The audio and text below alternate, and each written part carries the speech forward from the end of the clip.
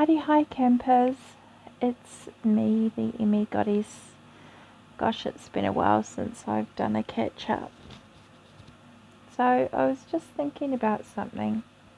I'm trying to find Today was the first day in, gosh, I don't know how long, that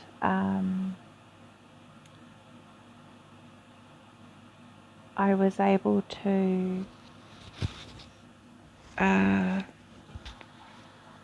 do some painting for over a year now, maybe 2 years. I've been looking at the style of painting that I've wanted to try, because before I got sick I was a working artist, and it's a flow painting style, and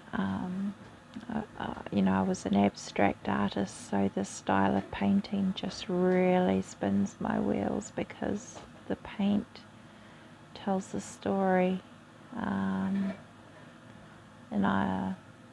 as the artist, you're the facilitator for that story. So I've been thinking about how I wanted to do something similar to that, but on a mini scale, because working on large canvases is not an option for me.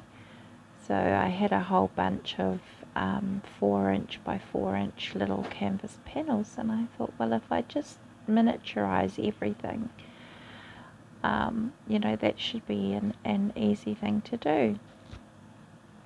So today, with the help of Honey and the little people, they did all the running around and getting the paint I needed, because I still got all my old paints, and I had purchased the flow medium and the silicone that I needed online ages ago, in the hope that one day this might be possible. And little medicine bottles that I used to mix the paint and the medium up in, and so I did these flow paintings in miniature, and the beauty of it is that it's an instant gratification kind of way to create.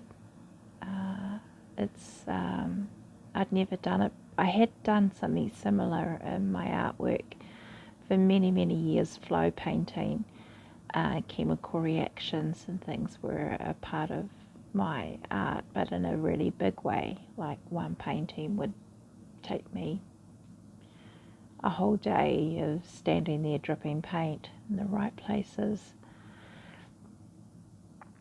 So anyway, we did that.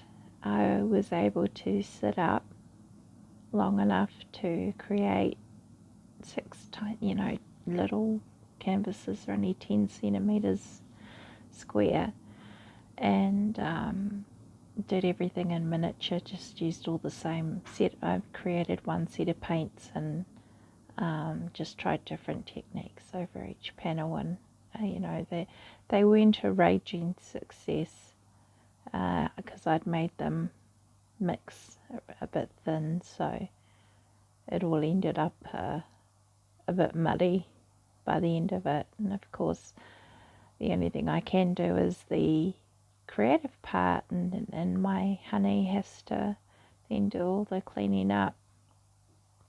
I couldn't do it otherwise, there's just no way. But now I had a huge sleep after that, and lots of pain relief, but now I'm mentally buzzing, and it's like having to remind myself that if I'm careful and I don't follow the desire to go out straight away and do it again or do it better, or like I've figured out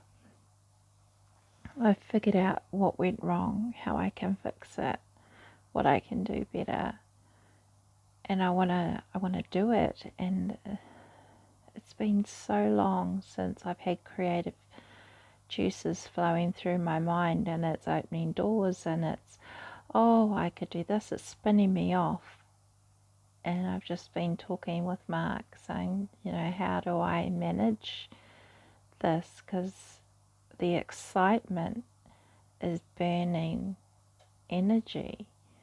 I've burnt spoons today. I've used spoons wisely and happily. I've done something for me that I have been denied for years, to be able to start and finish a project in one sitting. And I'm definitely going to do more of this painting in miniature, which presents challenges in itself, but it's something that brings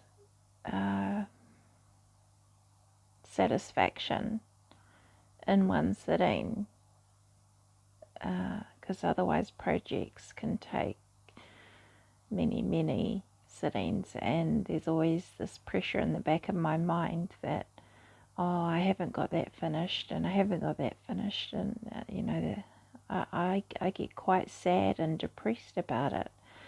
And I have been very down and very depressed for a while now. And I think, I've found something that if I'm gentle and I don't push, and I can do it. I can have that release, that creative high. But now I've got to figure out how to manage the buzz. So we're talking it through, we're talking about it, ideas that are popping into my mind. Writing is almost impossible, so I can't write them down, and I think just talking them through will help. So yeah, it's something that I didn't anticipate when I started today, and sort of thought, right, today I've got a spoon spare. I'm gonna ask, Honey and the kids to help me achieve this. And the children were amazing. They were grabbing paints and shaking bottles and all sorts of things for me, doing everything. So all I had to do was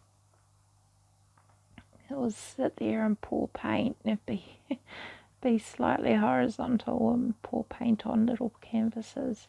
But they were really excited and engaged in the process, and they knew that this was a special thing for Mummy, so they let me have that experience.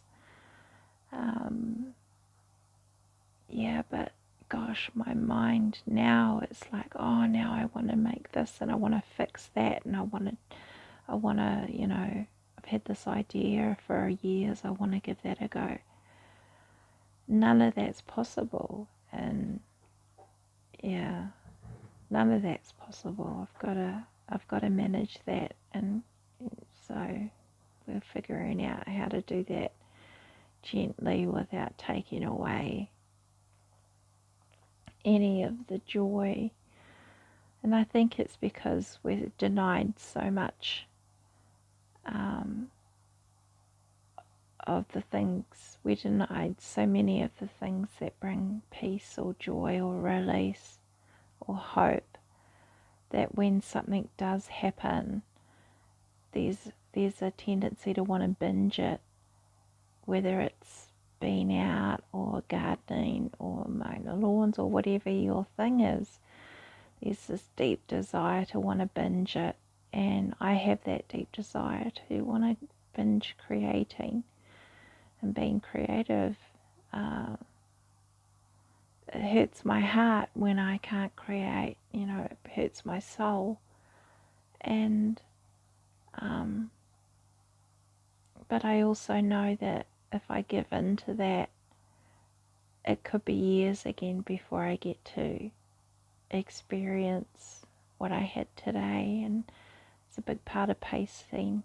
I imagine it's going to be a week or two for me, maybe even longer, to recover for sitting up for that long. And that's frustrating in itself. And trying not to obsess in my mind about, wanting to get up and do it. I want to want to do it, want to do it, want to do it, want to do it, want to do it. So anyway, that was today, and that's what I'm processing. It's all part of that post-exertional malaise situation, the boom and the bust. And it's a damn hard thing to have to manage, but manage it we must. So anyway, I hope this message finds you as well and as peaceful as possible in these crazy times. Here in New Zealand, we've just moved down to level 3, which is still, shops are still closed and things like that, but we're allowed to move outside our houses now, so that offers up some more opportunities for the children to be able to go outside and maybe go down to the river and things. So anyway, I hope this message finds you well and coping and as pain-free as possible. Okay, toodles.